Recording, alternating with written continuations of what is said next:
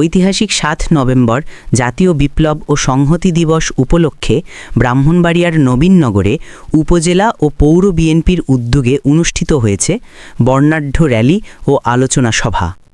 শনিবার দুপুরে আলিয়াবাদ গোলচত্বর থেকে র্যালিটি শুরু হয়ে শহরের প্রধান সড়ক প্রদক্ষিণ করে একই স্থানে এসে শেষ হয়।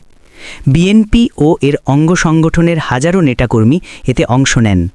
সভায় প্রধান অতিথি বিএনপির মনোনীত প্রার্থী অ্যাডভোকেট আব্দুল মান্নান বলেন, সব মনোনয়ন প্রত্যাশীকে সঙ্গে নিয়ে নির্বাচনের প্রস্তুতি নিচ্ছি। গণভোটের দাবি আসলে নির্বাচন বানচালের অপচেষ্টা। তিনি আরও বলেন, আগামী ফেব্রুয়ারিতে জাতীয় নির্বাচন অনুষ্ঠিত হওয়া জরুরি, নতুবা দেশের মানুষ তা মেনে নেবে না। সভায় কেন্দ্রীয় ও স্থানীয় নেতৃবৃন্দ উপস্থিত ছিলেন। শেষে দলের ঐক্য ও আগামী জাতীয় নির্বাচনকে সামনে রেখে সংগঠনের কার্যক্রম আরও জোরদারের আহ্বান জানানো হয়।